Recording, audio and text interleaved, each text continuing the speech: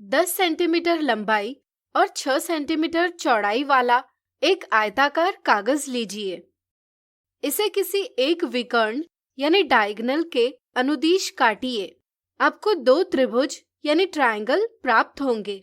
अब आप इन त्रिभुजों को एक के ऊपर एक रखिए।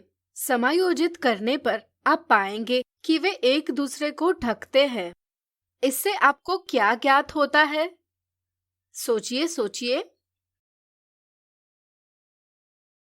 बिल्कुल सही। यहाँ दोनों त्रिभुज सर्वांगसम यानी कॉन्ग्रुएंट है। चूंकि वे एक दूसरे को पूरा पूरा ढक लेते हैं, इसलिए हम यह भी कह सकते हैं कि इन दोनों का क्षेत्रफल यानी एरिया बराबर है। चूंकि आयत को 2 बराबर भागों में विभाजित किया जा रहा है, इसलिए हम कह सकते हैं कि प्रत्येक त्रिभुज का क्षेत्रफल आयत के क्षेत्रफल का आधा है। प्रत्येक त्रिभुज का क्षेत्रफल बराबर 1/2 गुणा आयत का क्षेत्रफल।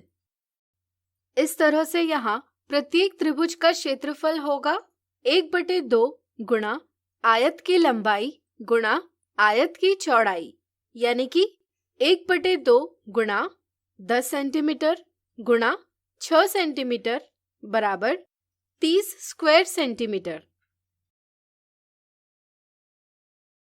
अब 8 सेंटीमीटर भुजा वाला एक वर्गाकार कागज लीजिए। इसके दोनों विकर्ण खींचिए और इन दोनों के अनुदिश काटकर इसके 4 भाग कर लीजिए। आपको 4 त्रिभुज प्राप्त होंगे। क्या ये सभी सर्वांगसम है? सोचिए सोचिए। चलिए हम बताते हैं। इन चारों को अगर एक के ऊपर एक रखा जाए तो वे एक दूसरे को पूरी तरह से ढक लेंगे। इसलिए हम कह सकते हैं कि चारों त्रिभुज सर्वांगसम है, यानी कि चारों का क्षेत्रफल बराबर है। चूंकि एक वर्ग को 4 बराबर भागों में विभाजित किया जा रहा है, इसलिए हम कह सकते हैं कि एक त्रिभुज का क्षेत्रफल वर्ग के क्षेत्रफल का 1/4 है। इस तरह से प्रत्येक त्रिभुज का क्षेत्रफल बराबर 1/4 गुणा वर्ग का क्षेत्रफल होगा, यानी कि 1/4 गुणा 8 सेंटीमीटर स्क्वायर बराबर 16 स्क्वायर सेंटीमीटर। इसी तरह 12 सेंटीमीटर लंबाई और 7 सेंटीमीटर चौड़ाई वाले आयत ABCD के दर्शाए प्रकार से 2 सर्वांगसम यानी कॉन्ग्रुएंट भाग किए गए। यहाँ AEPQFD CFQPEB से सर्वांगसम है। क्या आप बता सकते हैं प्रत्येक भाग का क्षेत्रफल क्या होगा?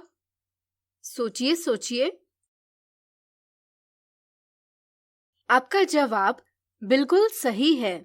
यहाँ आयत के 2 सर्वांगसम भाग किए गए हैं, इसलिए दोनों आकृतियों का क्षेत्रफल बराबर होगा, जिससे हम कह सकते हैं कि प्रत्येक भाग का क्षेत्रफल आयत के क्षेत्रफल का आधा होगा, यानी कि क्षेत्रफल होगा 1/2 गुणा 12 सेंटीमीटर गुणा 7 सेंटीमीटर बराबर 42 स्क्वायर सेंटीमीटर। अब इस वर्ग को देखिए। इसमें विभिन्न त्रिभुजों की सर्वांगसमता इस प्रकार है,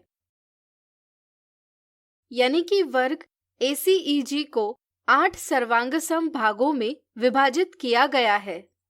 यदि वर्ग की भुजा की लंबाई 10 सेंटीमीटर होगी तो प्रत्येक भाग का क्षेत्रफल क्या होगा? सोचिए सोचिए। चलिए हम बताते हैं। यहाँ 10 सेंटीमीटर भुजा वाले वर्ग को 8 बराबर भागों में विभाजित किया गया है। चूंकि सभी भाग सर्वांगसम हैं, इसलिए हम कह सकते हैं कि इनका क्षेत्रफल बराबर होगा। इस प्रकार वर्ग के क्षेत्रफल को कुल 8 बराबर भागों में विभाजित किया गया है, इसलिए प्रत्येक भाग का क्षेत्रफल होगा 1/8 गुणा वर्ग का क्षेत्रफल बराबर 1/8 गुणा 10 सेंटीमीटर गुणा 10 सेंटीमीटर बराबर 1/8 गुणा 100 स्क्वायर सेंटीमीटर बराबर 12.5 स्क्वायर सेंटीमीटर।